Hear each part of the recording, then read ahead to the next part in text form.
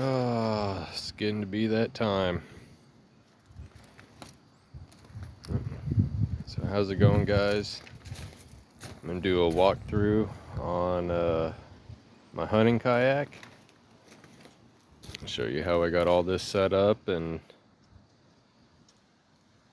hopefully I'll be able to either put a turkey or a deer in this thing. So this is my Pelican Catch 100. I believe it is 10-foot kayak. I believe so.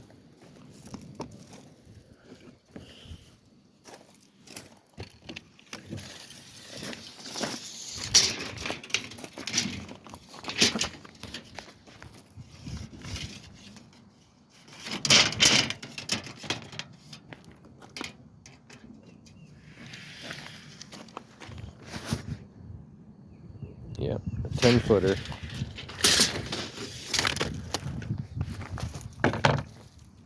So one of the first things I did when I got this thing is I washed it, pulled all the plugs, double checked that there wasn't any leaks in it. So I filled it halfway up with water and set it like this and put cardboard under it for 24 hours. And not a drip came out of it.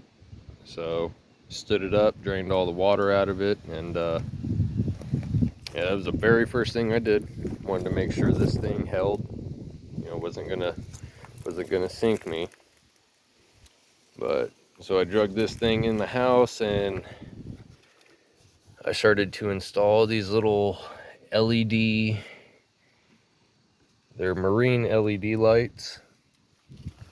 So 4, 5, 6, 7, 8. I put 10 of them total.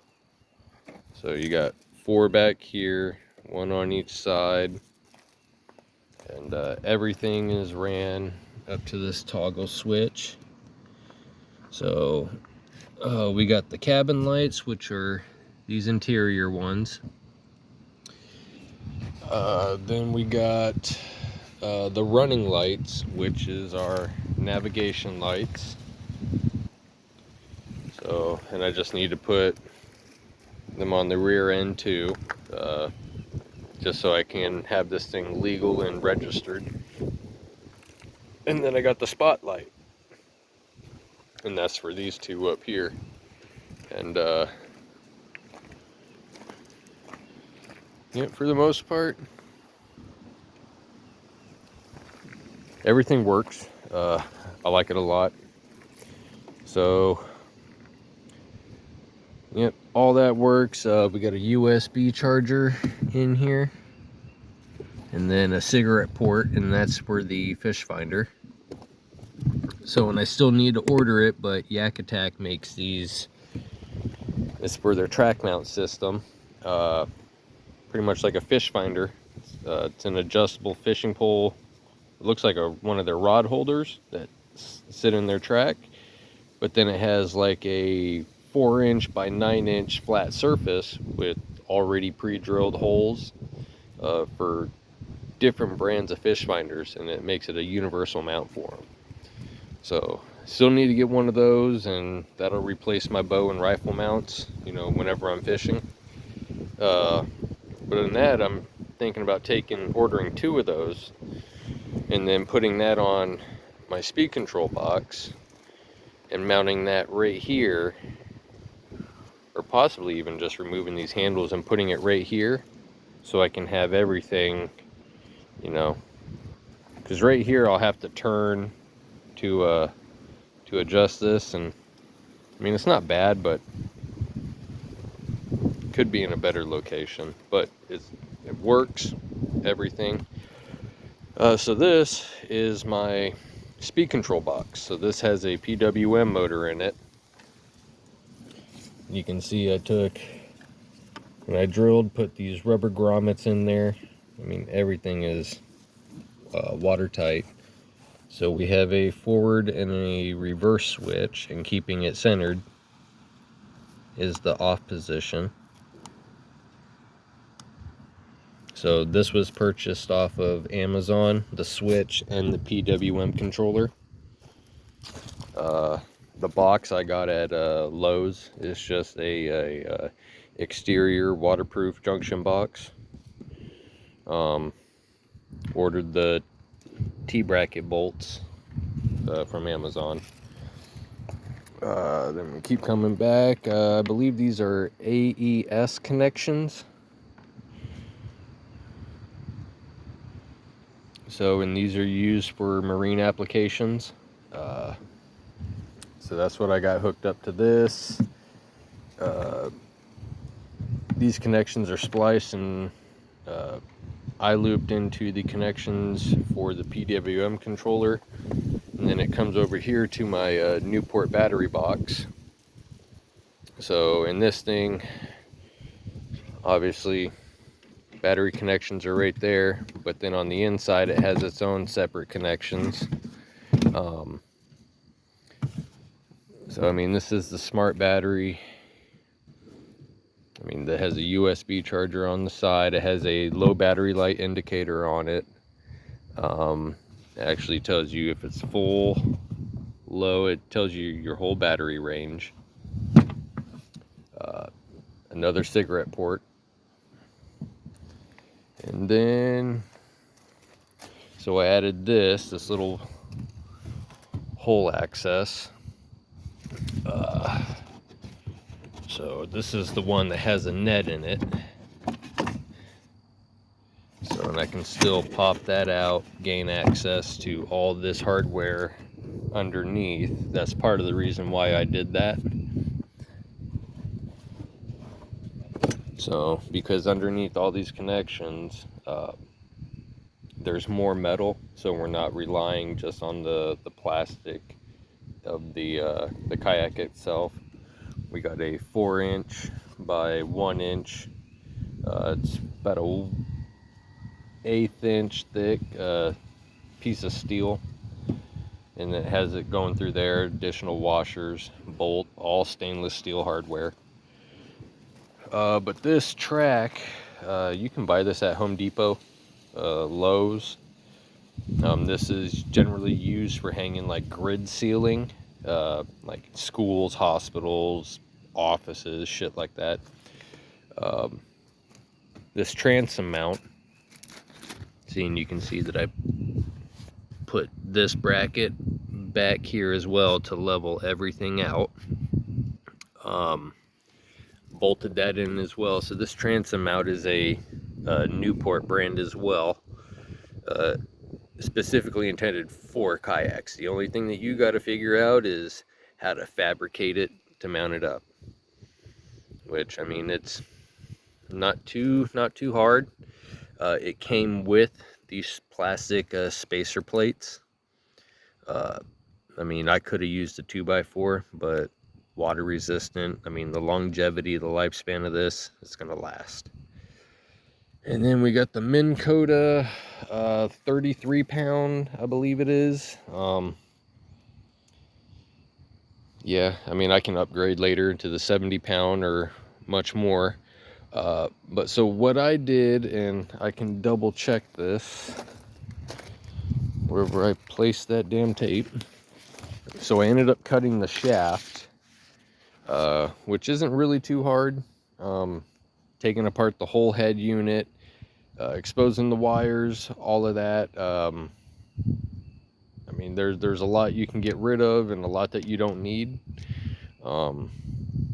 This speed controller setup is more efficient than the twist gear motion, like your traditional trolling motor. So that uses power from your battery more efficiently, versus, and you have full control over the range of your speed, versus you got 3 speeds, you know, and you didn't have reverse. Now you do have reverse. So I mean, it's not even that expensive. I'm not an electrician. Anybody will tell you electricity is not my strong suit, and I still felt confident to do this. It's very basic. It's positive and negative. Yeah. So the shaft of this little trolling motor is 24 inches. So what I did, this PVC, so I took a bushing. This was a cap bushing. Ended up drilling a hole. Did some configuring, but all this is watertight. The wire is all spliced through it. So what I did, if you try and go get a plastic PVC fitting, I believe this is a 3/4 inch. This is just a fraction of an inch too small to fit on the diameter of this pipe. So instead of shaving out the inside or shaving out the shaft itself, because I mean you obviously you don't want to do that, I took this, dropped it in a pan of boiling hot water for about 10-15 seconds. As it was sitting in the water softening up, went ahead, put some gloves on, pulled it out with a pair of tongs, grabbed it with my gloves, and pushed it right over it, and it softened up the plastic just enough to where it made a full connection. I mean, it sat all the way down on top of there. Then when it cools, it shrinks. You're not getting this off. The only thing you want to pay attention to is when you put it on, you want to make sure it's completely perpendicular to everything. I mean, you don't want your point over here like this while your motor's faced like that. So that's the only thing. And then the last is 1-inch pipe hangers.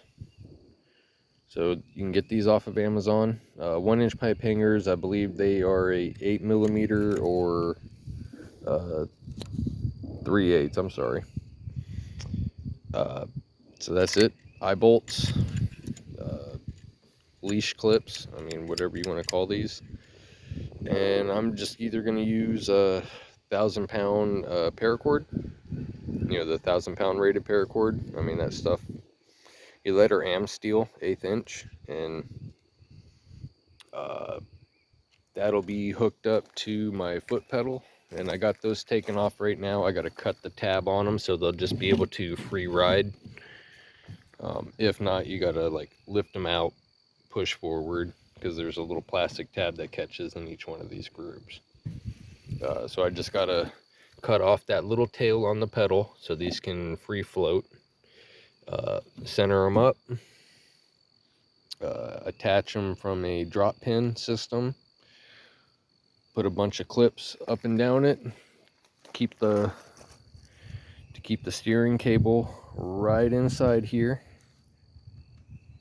all the way through, because you can see how it's straight. So, and that's another thing too. You want to set the degree on these just 1/3 back from, parallel with the back end of the kayak. And then you also want to try and factor the correct length.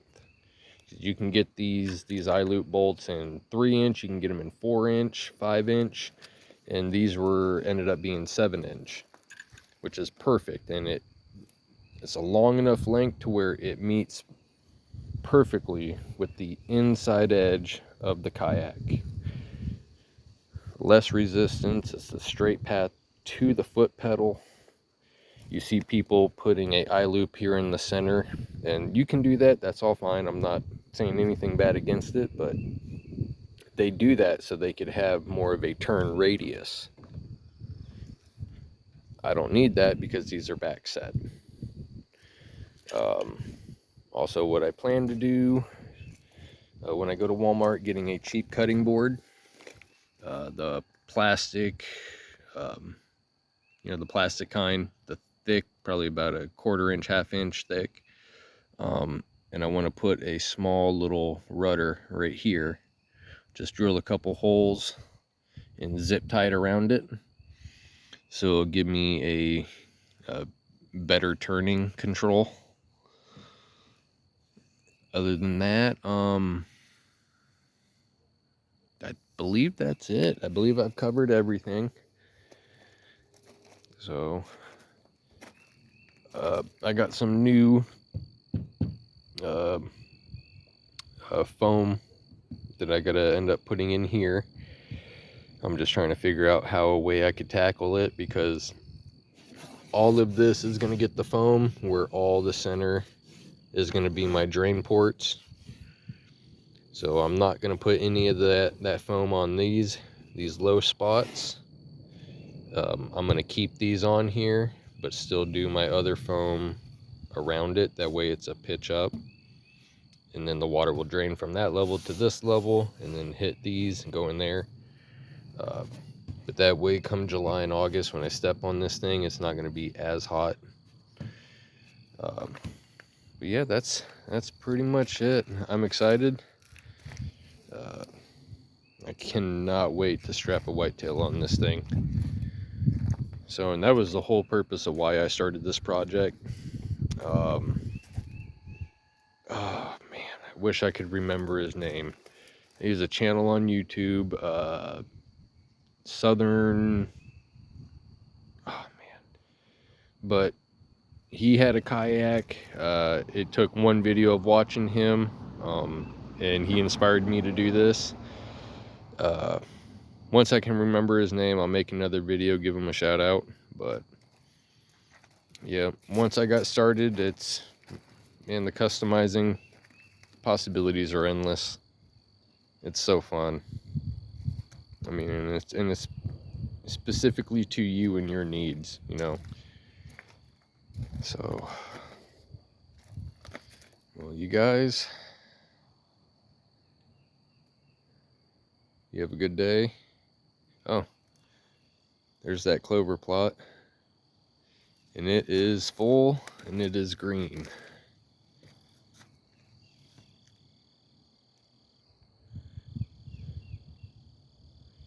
So I topped off the deer feeder, and have had nothing but squirrels and rabbits. So you guys have fun. Yeah, there's a archery target I made. Old dog food bags, deer feed bags, some plywood, and some this is actually a waterproofing underlayment for a roof. And it's like I had a whole roll of that. So I cram packed everything in there, stepped on it. I mean, this thing is, I mean, that thing's solid. You punch it hard enough, you'll break your wrist. Yeah. So I'm waiting on my bow to get repaired so I can go ahead, put it down there, finish getting my archery range all finished up, get the backdrop put in, throw up about 8 bales of hay under it and start stacking targets on top of it. And yeah, it's that time of year. A lot of things that need to get done are gonna get done. So you guys have a good Easter. God bless, and I'll see you on the next one.